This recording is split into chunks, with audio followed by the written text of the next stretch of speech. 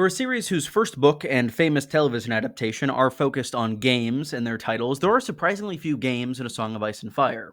My name is Quinn the GM, and for those who might not know, the GM stands for Game Master. This was initially a channel about tabletop role-playing games, and today I decided to blend the two passions a bit and look into games within A Song of Ice and Fire. In my research for this video, I found one board game in universe in particular that appears first in A Feast for Crows and seems to be growing in importance, both metaphorically and in terms of plot relevance, in A Dance with Dragons and even into the Winds of Winter. As of the sample chapters we have for this upcoming book that we've been waiting for 12 years, 3 of them deal directly with this game. This game is almost an in-universe version of chess, and today we're going to examine its rules and what it means to the future of the story. Today, we discuss Cyvasse. First appearing in the 4th book in the series, Cyvasse is modeled after chess, and Martin has said that it's similar to chess. It's supposed to be easy to learn, difficult to master. Though I don't know if chess is easy to learn, I always had trouble with it. I'm always very bad at chess. Regardless, the game pieces in this board game are very different from those in chess. Rather than queens and rooks and bishops, we have a different variety. We have 10 to be specific. Those being rabble, sounding like commoner, so I would assume that's like a pawn. Spearmen, crossbowmen, light horse, heavy horse, trebuchet, catapult, dragon, elephant, and king. Similarly to chess, we know that the king is the most important piece on the board. Unlike chess, we really don't know the role of the king here. We know that the goal is to take the king out of commission fully, to kill the king, but we don't know if it's more powerful than the king in chess.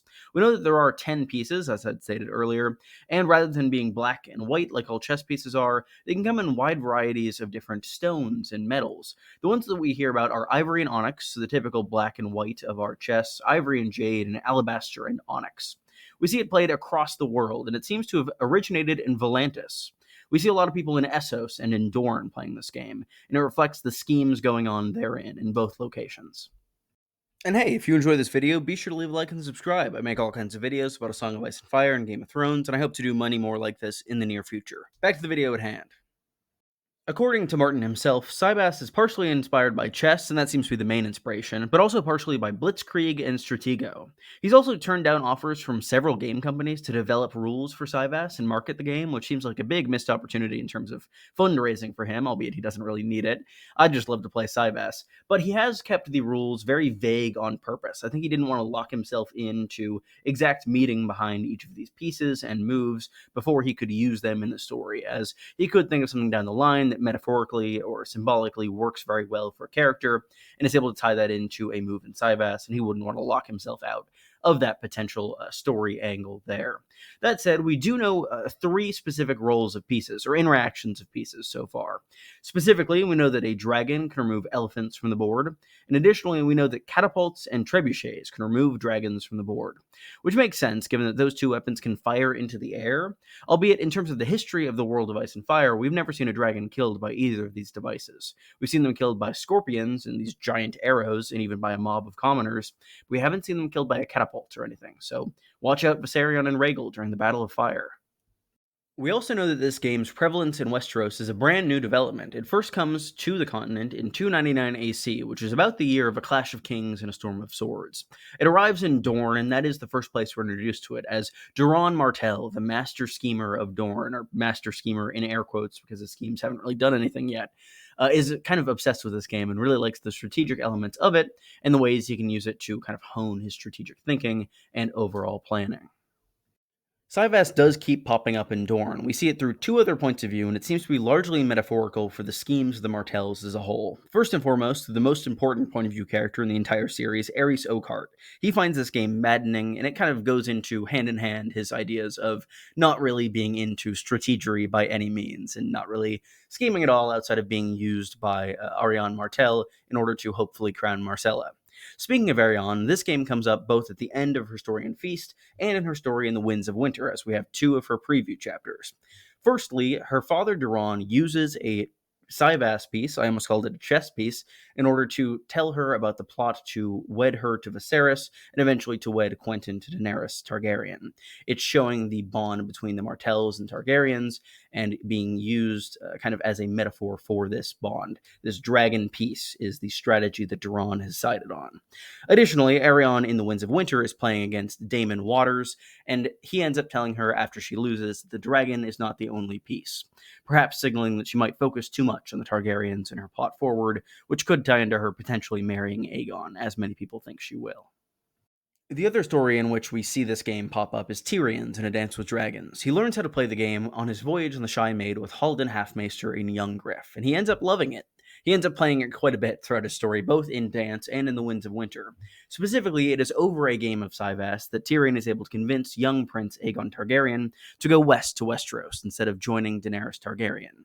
He ends up kind of outplaying him there and outplaying him mentally in terms of putting this idea in his head that really isn't a great idea and will likely get many people killed.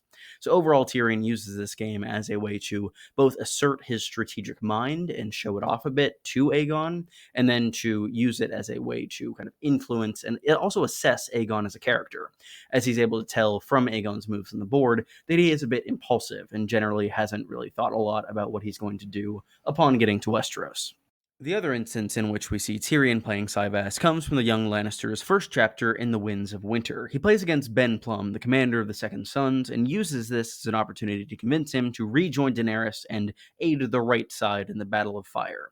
Ben had previously betrayed Daenerys to support the Yunkai, but Tyrion is trying to convince him that it's the strategic move to regain support for Daenerys. However, Tyrion is losing during this game, and he knows it. He is bluffing the entire time, and only ends up winning and convincing Ben Plum through the actions of those around him, through the actions of Jorah, and through the battle intervening and kind of distracting Ben from the end of this game. So overall, it does play a key role in the Battle of Fire, as it is through this game that Tyrion is able to convince the commander of a very important sellsword company to change sides and support the Dragon Queen. Overall, I believe Cyvasse to be a metaphor that Martin thought of during his long gap between A Storm of Swords and A Feast for Crows. It's sort of a bird's eye view of the Game of Thrones, and it's used to show the kind of view of the schemers and the mastermind players of these games, and show their overall style of schemes and of thinking. Duran maybe acts too slowly and focuses too much on the dragons. Tyrion is all about bluffing and trying to make himself seem better than he is, and trying to convince those around him to take different paths than they might otherwise take. I believe that we will see this pop up quite a bit in The Winds of Winter, as it already has been mentioned by name twice and played a crucial role in two different chapters. If I had to guess, we're going to see many more instances of players of the Game of Thrones using this game to kind of demonstrate their skill in a more subtle way than perhaps would be indicated in books past. I wouldn't be surprised to see Littlefinger playing this in the next book. Overall, I do quite enjoy this game, and I hope that someday, once the series is complete, if it's ever complete, we'll get some actual rules. Thank you all so much for watching. This video was fun to make. I love talking about games, and it's nice to kind of get back into that old D&D saddle again, and hopefully this will do better than my last D&D video, which wasn't great. If you enjoyed, be sure to leave a like and subscribe, as I typically ask. Really helps the channel, really helps me, and just makes me feel good. Let me know in the comments down below what you think of this game and its role in the story, and I look forward to seeing you all for future videos. So I hope you all have a great rest of your day or week or whatever it is when you're watching this. It's probably a day or week when you're watching this. Goodbye, everybody.